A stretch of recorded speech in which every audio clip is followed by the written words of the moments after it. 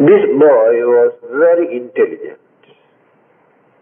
So, at that time, the education system in India was very poor. I can remember 1940s, when I was studying there, I heard the percentage of educated people, educated means who can read and write, were less than 1%. That is in 1940s. And today, of course, increased, I think up to 45%. There were very few institutes. Only those who can afford, those who are from rich families. So what they do, they take their children and hand over to this teacher, this guru. So he accommodates them in his house, maybe 5 or 6 at a time, and train them, paying attention.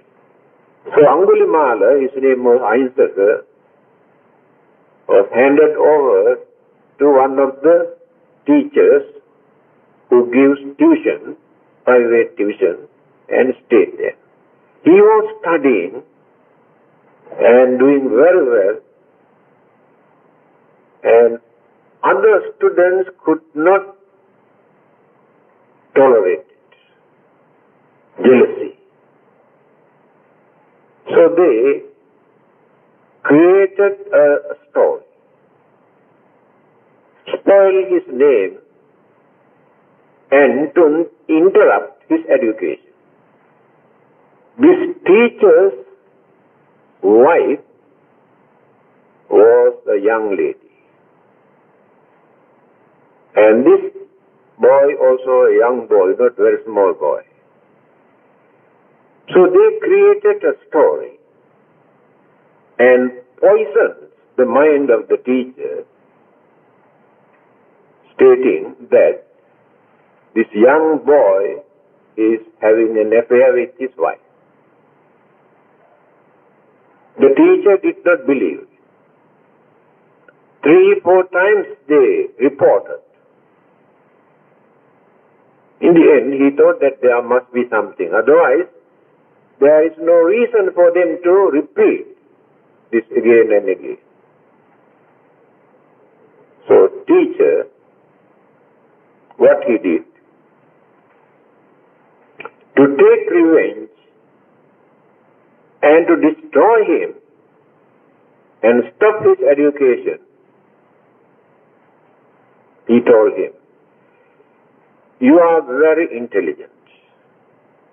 You have learned more than enough. Do you know why you have become very clever, very intelligent? Because I made a vow for you to be very clever. Now you have to fulfill this vow.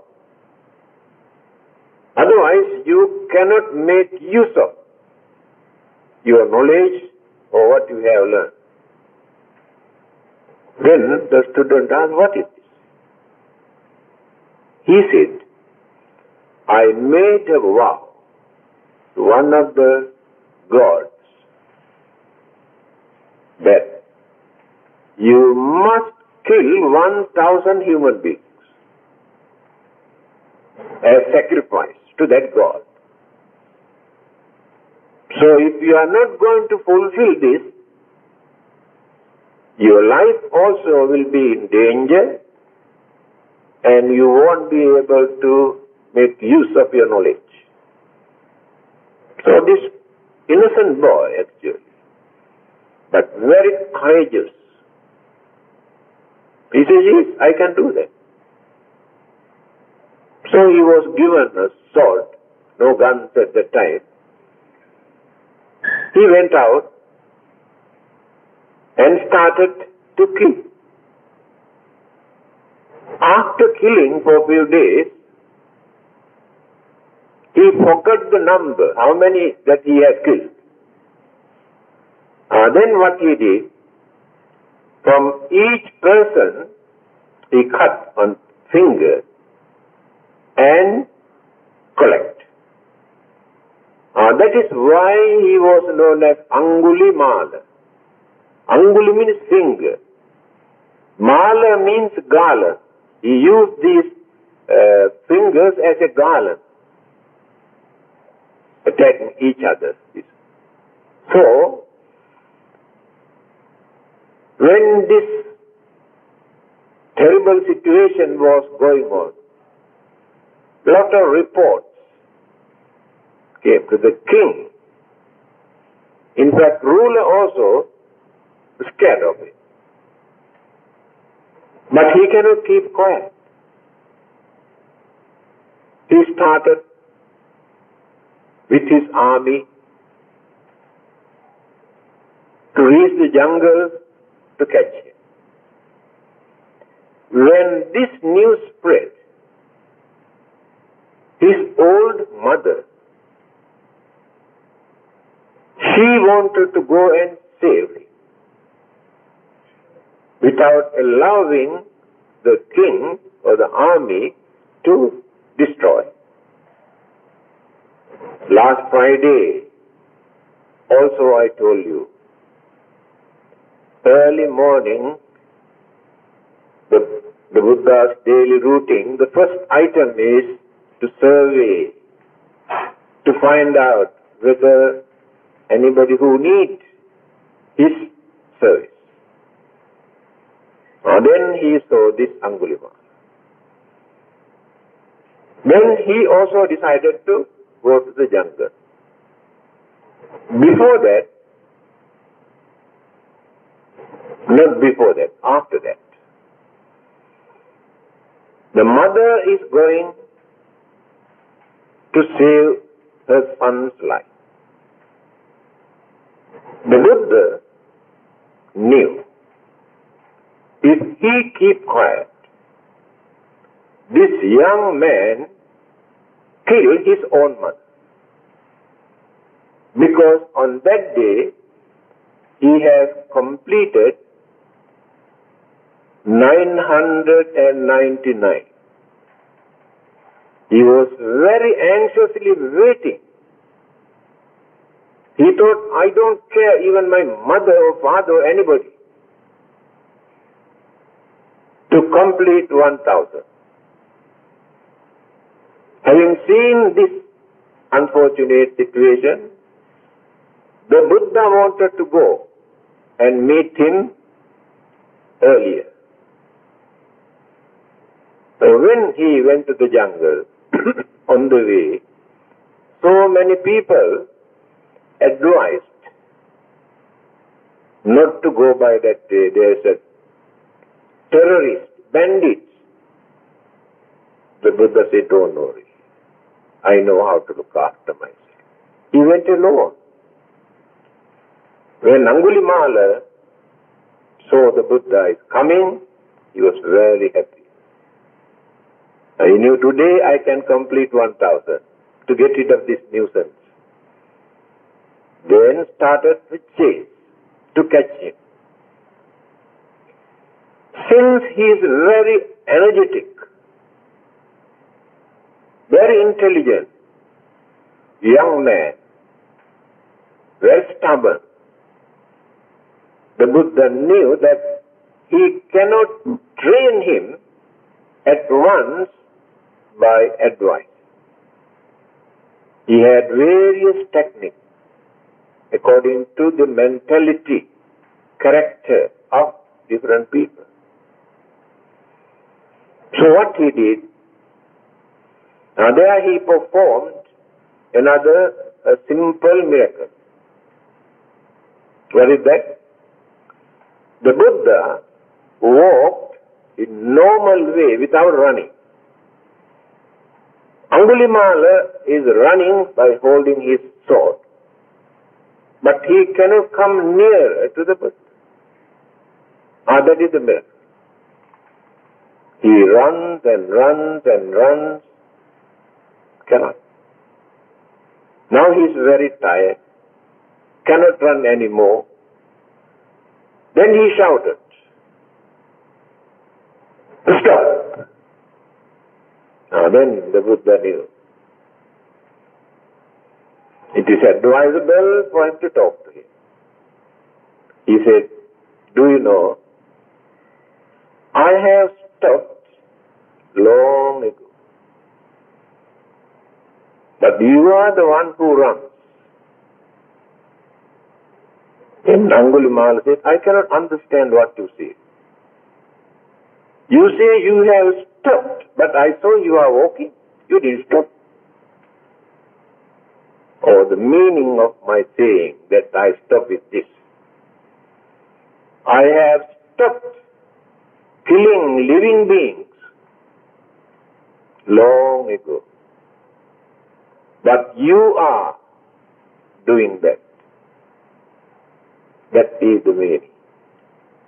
All right. Then he asked second question. So you did not run, but I had to run. Even after running and running and running, I could not come nearer to you. Why it is like that? Because you run. If you stop your running, you can catch me. He said, very interesting. Can I follow you? Why not? Then he removed that garland, finger, throw away, sword, also throw away, and follow the Buddha. Went to the monastery. He asked one of his disciples to ordain him. Now he is a monk. At that time, it has taken time for the king and the army to reach that area. He thought, he's a very devout Buddhist, the ruler. Since he is going to catch a very dangerous man, I think better to go and get the blessing from the Buddha.